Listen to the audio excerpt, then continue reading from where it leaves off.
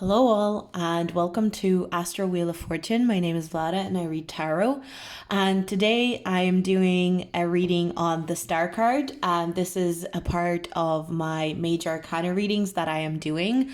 I'm doing these readings in tandem with this book. So it's called The Tarot, History, Symbolism, and Divination by Robert M. Place. These have been super interesting and exciting for me to do. And this is the star card. So I do recommend that you watch the other readings, all the other cards that I've done up until the star card so far. The star card is the first card of the celestial bodies, which is, you know, the star, the moon, and the sun. So they kind of go together in the book. They're talked about as cards that represent enlightenment, basically. So I would recommend that you watch all the other videos as well. I have a playlist on my channel, which is called Tarot by Tarot. So I have a reading on where I ask tarot how tarot works, but after that I have all the major arcana cards where I ask the tarot cards to tell me what they want to talk about themselves. And then we kind of refer to the book as well as we do that. So I'm really excited to do the star card. The star card is one of my favorite cards in the major arcana, so I'm really excited to get into this reading. So let's get started. So we're going to ask the star card what it wants to say. So let's see. The star card. What does the star card want to say? What do you want to say to us about your energy? Excuse me, God. Oh, that was an intense sneeze. The star card. What does the star card want to say to us about itself in this moment? We've got the Two of Wands.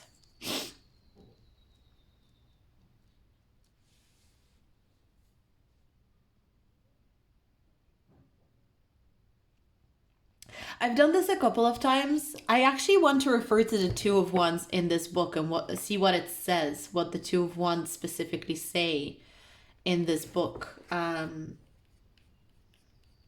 let me just find the Two of Wands in this book. So it says here, a wealthy merchant or noble stands on rampart of his castle looking over the parapet, I don't know how to pronounce that, and out to the sea. His banner is made of the red rose and the white lily joined in a cross. These alchemical opposites were depicted in an alternating check pattern on the back of each card in one of the oldest printings of this deck.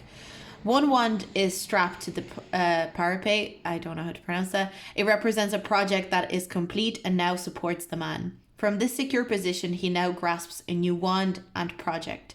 In his right hand, he holds a globe. He looks out with optimism and anticipation. He literally has the world in his hand. Okay, I don't know why, but I wanted to read that description. The descriptions of the minor arcana cards in that book are very interesting as well. There's a lot that I feel is missed. So when we read tarot, that what's mentioned in that book. So that's actually interesting. I never kind of thought about that this is secured. This wand is secured. It's a project that is done. And this wand is not secured yet. It is a project that's to be done. And with the star card, I mean, lilies represent purity, and the star card is very much about that as well. The star card is all about hope and renewal after, you know, the destruction of the tower, where the foundation is destroyed. And so now we can renew, we can cleanse, we can hope for something better. We can look for, there's a lot of optimism with the star card.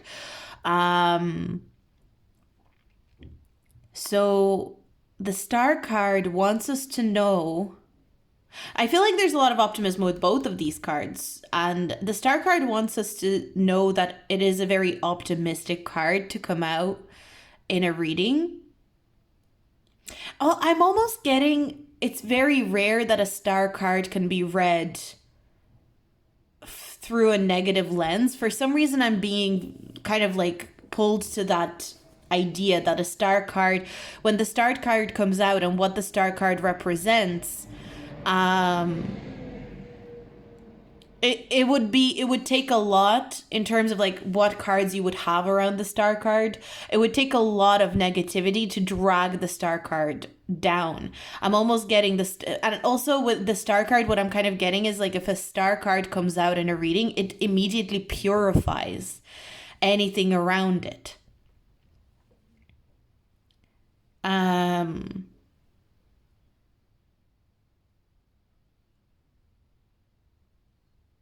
And I'm also getting because I'm getting this project that is already there. So it kind of makes me think like whatever cards are already there in a reading, when you're getting a star card in a reading, the star card wants us to know that by appearing in a reading, it really highlights that things are really salvageable.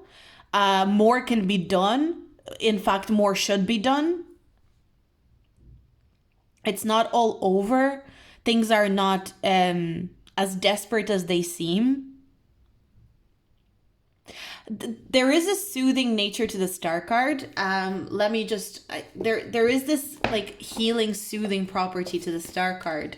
Let me just, so this is the Rider-Waite part, but I want to look at this explanation that they have here.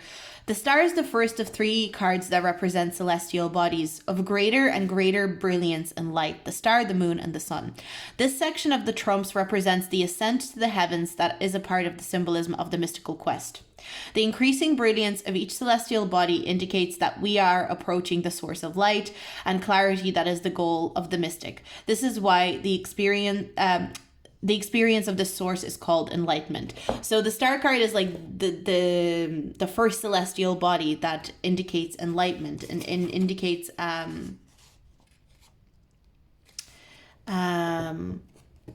hope and optimism, which makes me think that the moon is also somewhat misunderstood.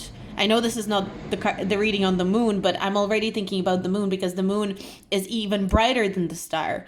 And so the moon represents a certain level of optimism, which I wouldn't have associated the moon with in the past. But for some reason, there's a trajectory that almost feels like the moon is quite misunderstood as well. But let's talk about the star card. We'll talk about the moon when it's the moon's turn, but what I'm getting with the star card is the star card wants us to understand that when it comes out in a reading, it may even be when it comes out in a reading, if your perspective, like if the reader of the cards is being too negative or too pessimistic, the star card will come out to like heal that, because that's what I've been getting with the major arcana cards. It's not just about the messages that come through in the cards. It's also about how we read the cards. And I feel like the major arcana cards this kind of sentiment has come out in I noticed it came out in the High Priestess quite a bit. And also I got that energy with the Hanged Man. There's a couple of cards that I got that kind of sentiment. It's not just about the message that the card delivers. It's also about the card showing up in a reading to let us know like, hey, you need to adjust your reading style. You need to adjust how you're presenting this message. And the star card, again, is kind of showing up as that kind of energy. So the star card is likely to come out not just to deliver a message of hope and, enlightenment and soothing, healing, having faith in the future of the journey, enlightenment. The star card can also come out to let the reader know that they need to be more open, optimistic, and healing with their message. The star card can come out as a bit of a pointer to the reader, like, hey, you're being a little bit like too pessimistic, or the way that you're delivering this message is not healed or healing, and you need to reassess. Even if you're reading for yourself, that would be I'm just getting that as such a strong indication here with the star card. The star card tries to highlight that there's a lot of good things on the way. There's a lot of things to look forward to. And even if the message is tough, and I feel like especially if the message is tough, the star card is likely to come out. And you know what? I feel like if I look at my previous, and I've done a lot of readings at this point, I've done I think I've done over 1,000 readings just on Etsy, so my private readings. But I've done I've been reading tarot even just like I derive journaling prompts for myself through tarot. I derive affirmations for myself through tarot. There's so many ways that I have read tarot at this point. And looking back on all those readings, I do recognize that the star card sometimes comes out when the message feels particularly dire or feels like particularly dark or sad, because the star card and the star card is not coming out to give us this message of hope just for shits and giggles. The star card comes out to let us know, like, there's a lot to look forward to. Things might be bad right now. Things may seem like really difficult right now, but there's a lot to look forward to. I keep getting this phrase, there's a lot to look forward to, as an important part of the star card. There's a lot to look forward to. There's yet time to balance things out. There's yet time to, because her pouring the water out of these jugs also represents balance. She pours one into the water and one onto the ground. So I want to pull, okay, we've got the Ace of Pentacles.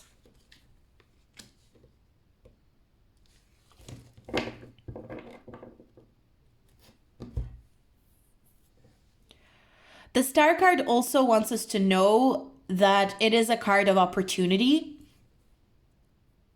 I mean, these two cards really represent opportunity when I think about them. Especially, like, if these two came out together in a reading for me, I would see this as, like, a really great opportunity is coming your way. So with the star card being here and choosing these cards to come out to explain it, this makes me feel like the star card wants to talk about itself as a point of opportunity. So I suppose if we think about the Tower card, and when the tower is knocked down by the lightning and the foundation is broken, and even if it was uncomfortable that this foundation had to break, even if it's uncomfortable that things had to crumble, it is a point of opportunity to create something that is more brilliant, that is better, is more authentic, and is more connected to your higher self. And it's funny because we've got the star, and I keep thinking how the pentacle, it's a 5-pointed star on the pentacle, So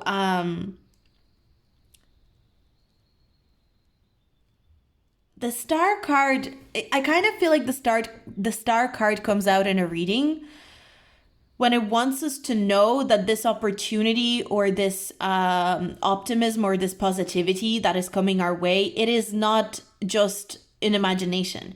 It is not just in fantasy. It is actually something that is very solid, that is very strong, and has real tangible grounds.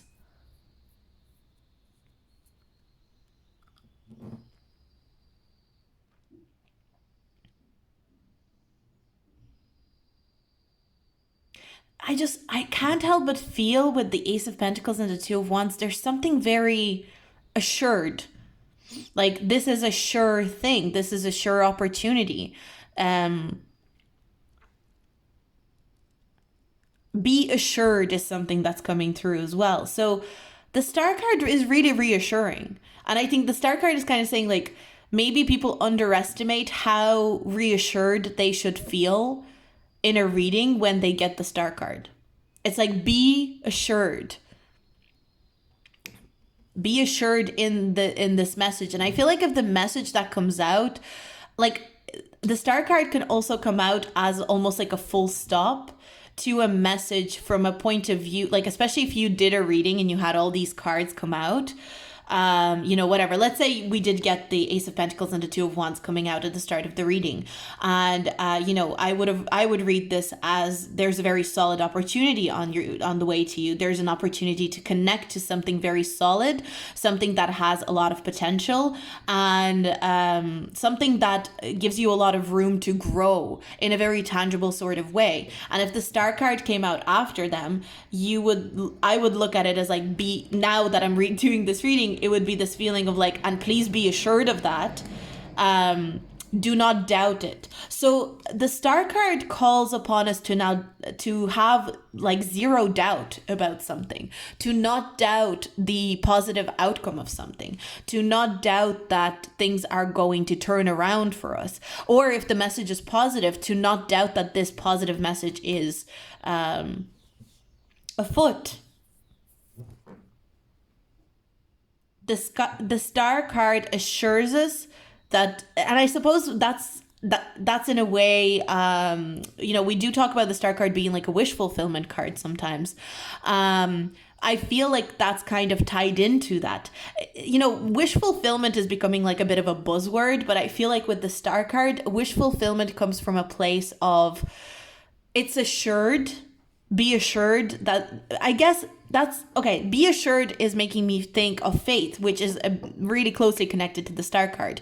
Have faith, and if you truly believe and you are assured in the fact that this opportunity is going to get you where you need to go, it will be so.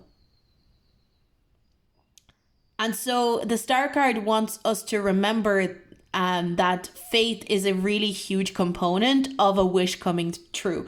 If you wish upon a star, and believe that your wish upon a star is going to bring you to your outcome, well, then it will. So the Star card, I'll just read it, Rider Waite part of this.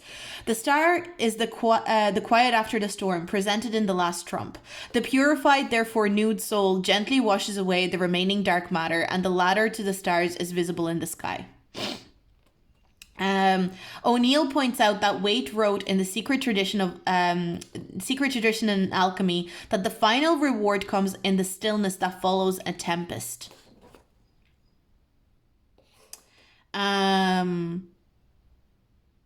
It's kind of like, because the tower breaks down the hell that we're in. Tower breaks down the devil, right?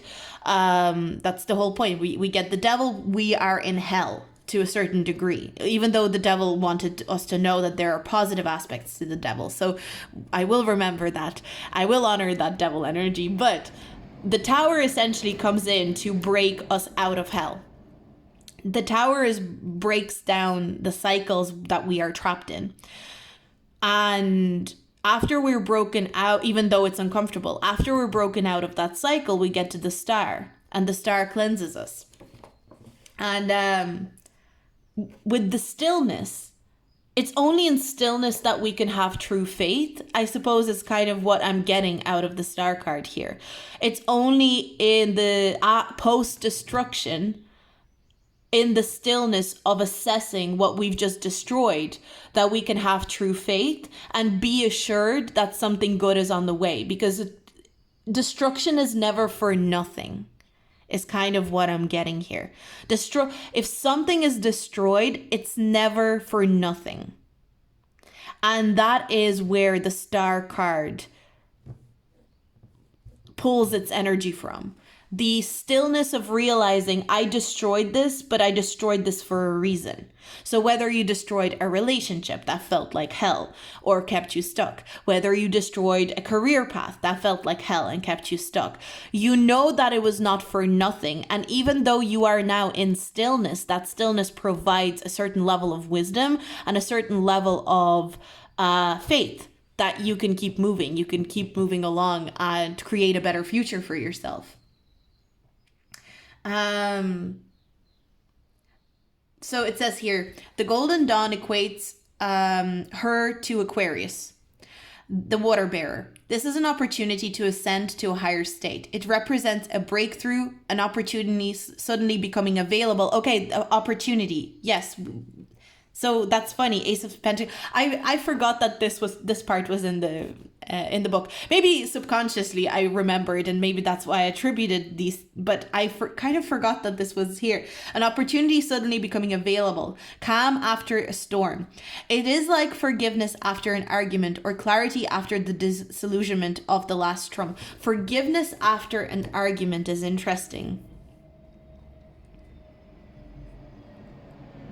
Because when we are forgiven for something, or if we forgive someone, the act of forgiveness, whether we're on the receiving end or the giving end of forgiveness,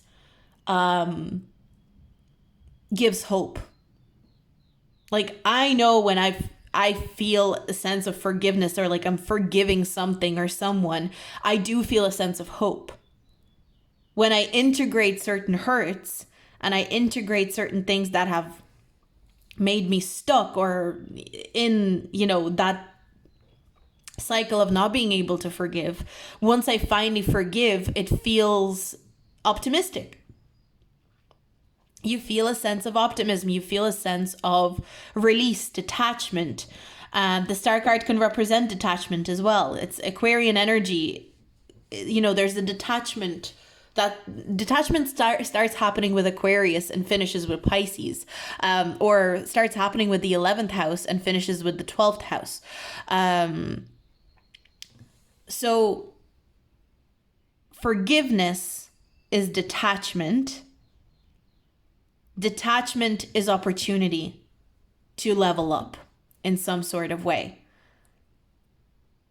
And the star card is that feeling of optimism, hope, faith that you have when you finally forgive something.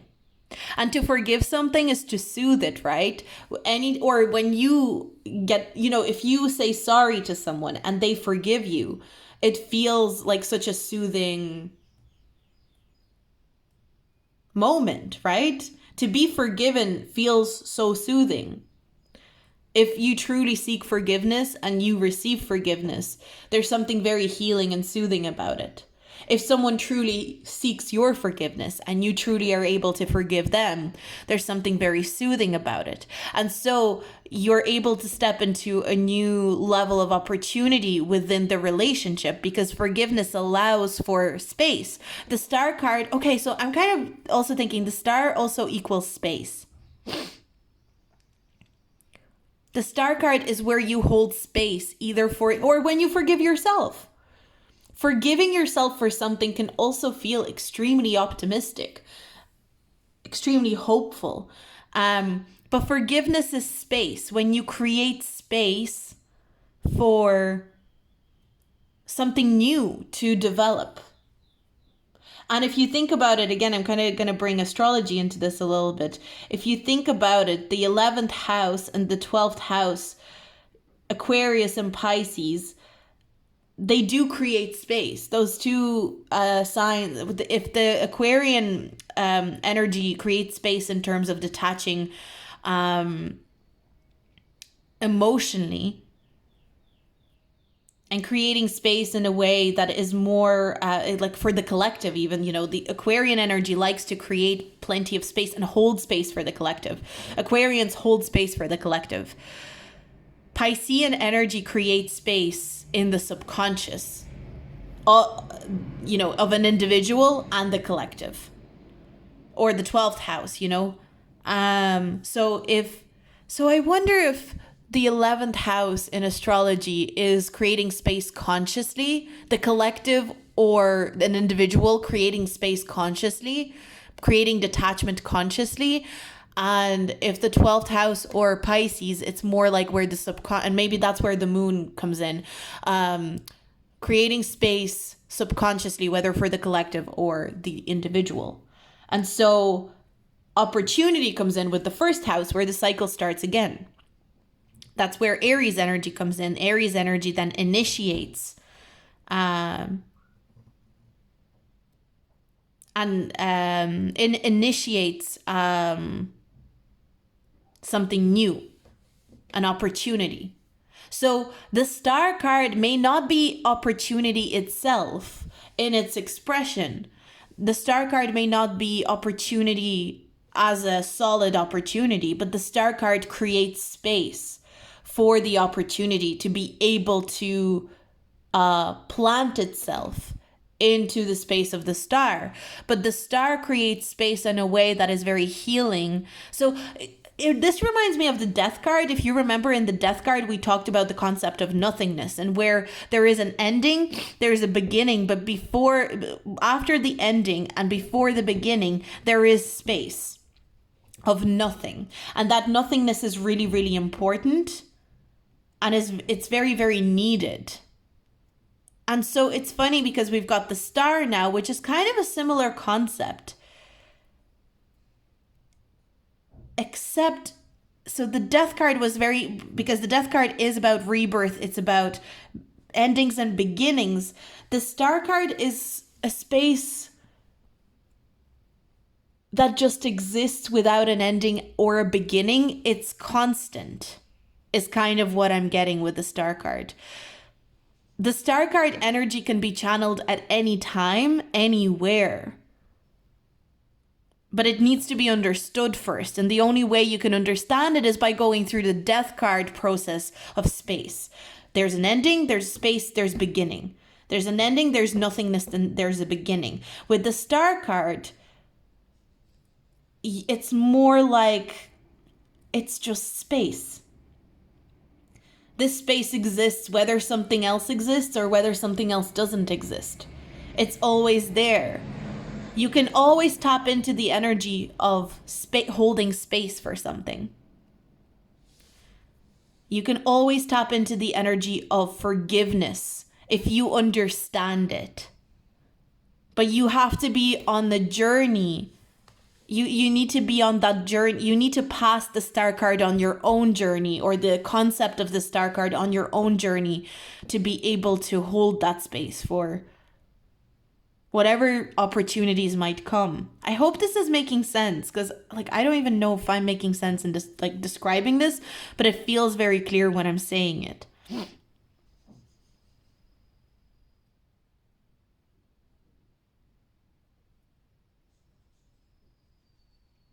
The star card represents a constant state.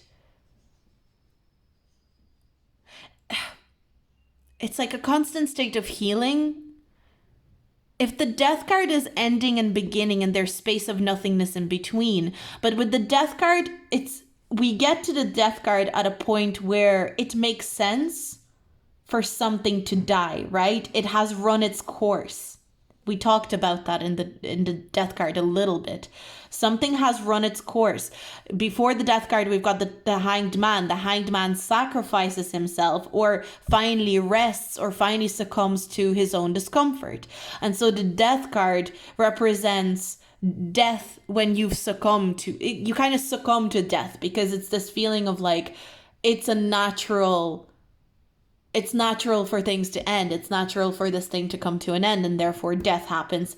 But then there's nothingness, there's space. And then we move on to Temperance. Whereas with the star, it's more so the space that needs to be or exist after a destructive period where you didn't see something coming. So death, the Death card and the Tower card, in a way. So because the star card in the book, you can even see there is oh my God, I'm getting something. Because if you look in the book, they talk about, again, this is essentially, one second, I'm just going to find.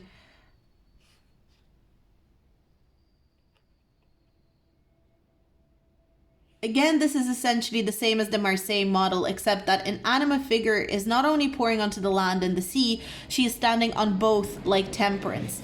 There's a connection between the star and the Temperance, and therefore there's a connection between the Tower and the Death. So after the Death card comes Temperance. Death card represents an ending. Temperance represents healing after an ending. Truth being revealed after an ending. And the Death card represents this acceptance of nothingness. The Temperance card represented optimism as well. There is a very strong connection to optimism. So we've got these two cards. Then we go on to the Devil. Then we go into the Tower. So the Devil separates the two other cards. So we had, I almost want to take them out. You know what? I will. I'm going to find them. Okay, the Devil is here straight away. The Death card is here. Okay, I just need the Temperance card now. I just want to, this is a little bit unusual. This is a little bit different to what I usually do in these readings, but I'm being called to do this. Oh, we need the Tower as well. I forgot we needed the Tower, but, and the Temperance. Okay, perfect. So I have these cards here, okay? So we've got the Death card. Then we have the Temperance card. Then we get the Devil. Then we get the Tower. Then we get the Star, right? So we have this ending, a card to represent nothingness. There's a mirroring energy that I'm getting. Okay, so this is very interesting. This is nothingness, right? And this represents the space of nothingness. This represents healing. And if you watch the Temperance card, there was a lot about healing, and there was a lot about rebalancing. There was a lot about optimism and truth. Truth was very important. So these two cards represent kind of like similar things, but from different perspectives. This is almost like optimism and healing before the hell, before the toxicity, before the Devil energy. And this represents the healing and the optimism after going into hell, toxicity, and you know, a cycle that keeps you down. The Death card represents an ending that was coming all along. We all know death is something that it's like the only thing that we can predict in life, right? We know that people will die. Things will die. Things will come to an end. The Death card is almost like a predictable ending that will lead to nothingness, that will lead to grief, but also will lead to healing. And the Tower is more chaotic. If you watch the Tower reading, that one was so cool. I was shook by the Tower reading, which is ironic, right? Well, it's so fitting with the Tower card, being shook by the Tower card. But the Tower card is more unexpected endings, unexpected destruction of something. Expected and unexpected. Expected and unexpected, I guess. With the Temperance, it's kind of like, the Temperance is not a shocking card. The Temperance is something that we expect. It's like it can be predicted, in a sense. The Star card kind of works with the Tower card, where it can't be. It's like when something gets destroyed, we may almost be shocked by how much faith and hope and optimism we still have the capacity to exude. And these two ending cards, predictable, non-predictable, two healing cards, predictable, non-predictable. And a toxic cycle, a cycle that keeps us stuck, a difficult situation in between. But there's a very, like, I'm just seeing such strong similarity between these four cards. But it's funny because the Death card represents space of nothingness, and the Star card represents holding space. So there is a relation here. I really feel a relation between these two pairs. And the Devil is kind of what separates them. This is almost like a more immature version. The Death and the Temperance card are kind of like the more immature version of the Tower and the Star. Something that we see as more simplified before we go through hell. You can't, and that again resonates with the Devil card when we were talking about, you can't have enlightenment without going through hell, without going through something toxic, without being addicted to something, without, it does make me think of how, like, you know, a lot of people who are addicts, you know, tend to, on their recovery, tend to become like very connected to spirituality.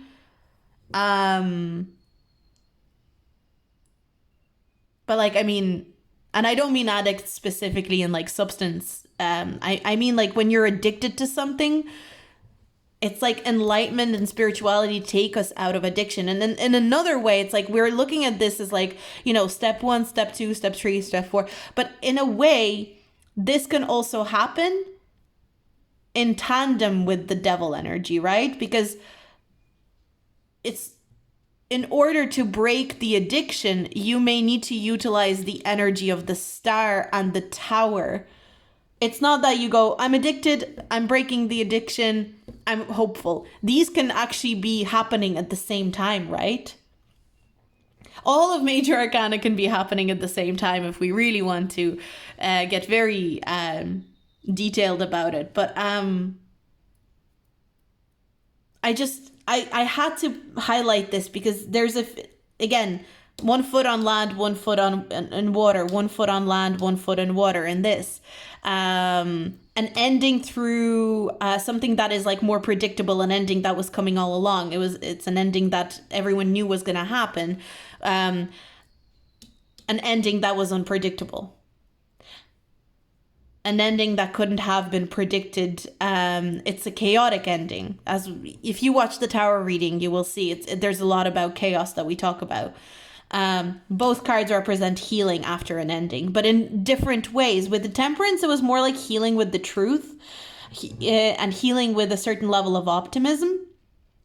With the Star card, there is a certain level of optimism, but it's more so optimism through faith and holding space.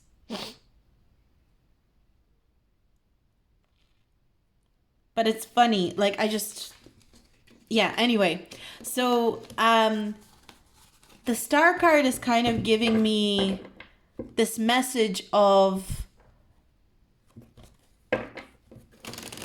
it's the kind of healing that can't be taught, is what I'm getting as well. With the Temperance card, it's maybe like a type of healing that maybe can be taught or can be explained. With the Star card, it's the kind of healing that cannot be explained. It can only be experienced, is what I'm feeling. But the thing is, it kind of feels like the Star card says, but it will be experienced. And there's optimism in that, the fact that healing, this type of healing that cannot be explained, that cannot be fully articulated by human language or human expression, yet everyone will feel it and everyone will go through it.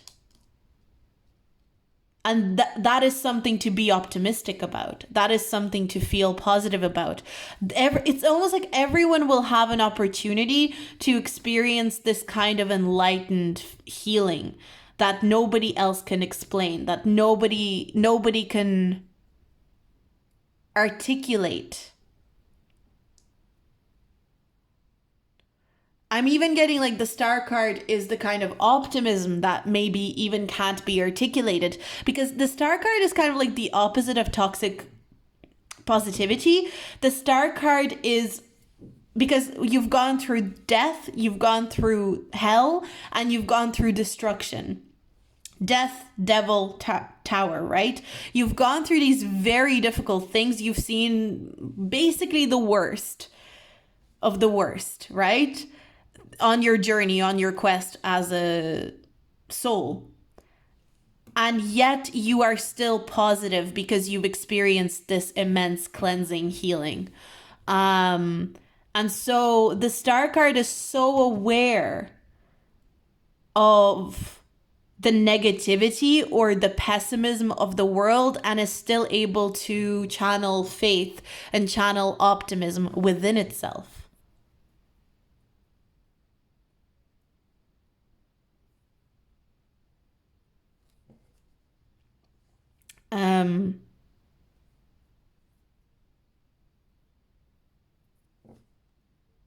And that's something that feels very healing, because even when you go through something very difficult, death, hell, destruction, you're still able to see that there's so much space to create an opportunity, or to call in an opportunity to do something even bigger and better. Even if the old thing got destroyed, even if the old thing was demolished because it needed to be. But I feel like there's a really big message that I'm getting is like when we're reading the star card, it can also sometimes come out to like lighten the mood of the reading, but not in this like everything's gonna be fine, everything. It's like, it's more like the star card asks us to be sure and assured that healing will happen. And that things will get cleansed, and that there will be opportunities for better things. We've got the 5 of Pentacles. I want to pull one more. And the Knight of Cups. Interesting.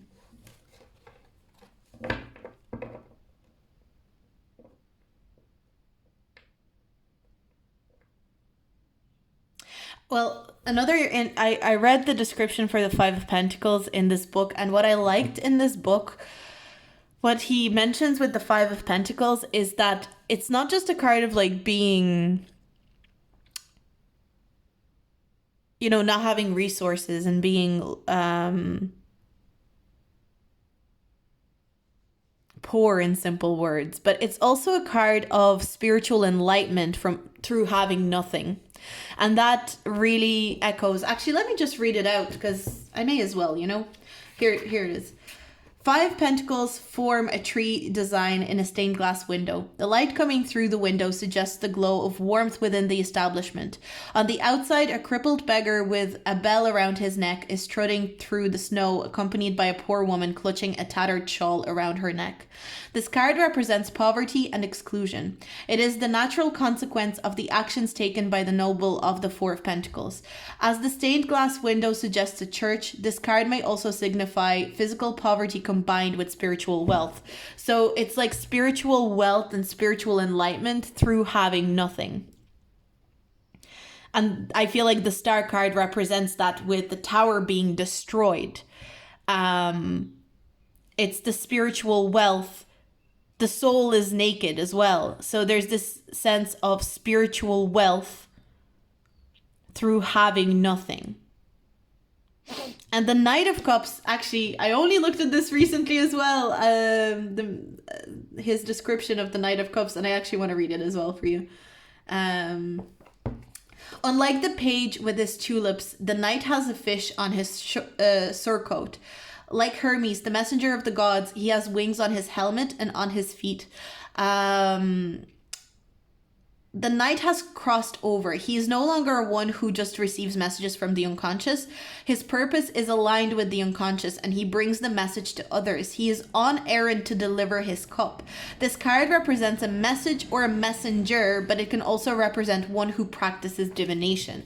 So one thing that I'm picking up with the Knight of Cups being here, and the star card talking about space, and then we were talking about spiritual enlightenment, having spiritual wealth through having maybe no material wealth, or destroying the material side of things, or something being destroyed, something more tangible being destroyed, allowing space, creating space for something new. The Knight of Cups may be representing in this reading the fact that now we're free to receive messages from the divine, or we're free to receive messages without any external noise. That may be the old tower that needed to be destroyed, the hell that needed to be destroyed, was blocking out. So there's no more blockages in terms of receiving spiritual information. And so we become wealthy in our spirituality rather than tangibly wealthy. So the star card talks about space that is created for things to come into, for things to happen in that space. And what can be cultivated in that space is faith, through the spiritual messages and spiritual enlightenment that we receive. So Yeah, that's what I'm getting. But the star card is really coming out as something very positive and some like a very reassuring card. So if you're getting it in a reading, I'm really picking up that the star card is this reassuring energy. It's always meant as reassuring energy that comes in, which is really nice. So that's all I have for you for this reading. I hope you enjoyed it. I hope you liked it. If you did like it, do like, subscribe, and comment. And if you like a reading with me, you can check out my Etsy. My Etsy link is down below. Or if you'd like more readings by me, my Patreon is always also linked down below. And if you like these readings and you enjoy them, make sure to tip if you feel like it. Of course, it's not expected, but always appreciated. You can tip me with the super thanks button at the bottom of this video, or you can tip me on my PayPal link down below as well. But thank you for hanging out with me. And whoever does watch these readings, I really appreciate whoever watches them. I really enjoy doing them. These are really interesting to me to do, so I always appreciate anyone that watches them, but also those of you that DM me about these readings. Thank you so much for engaging with me, because it means a lot. Anyway, I'm gonna leave that here. I hope you have a good day, and I'll talk to you soon. Bye.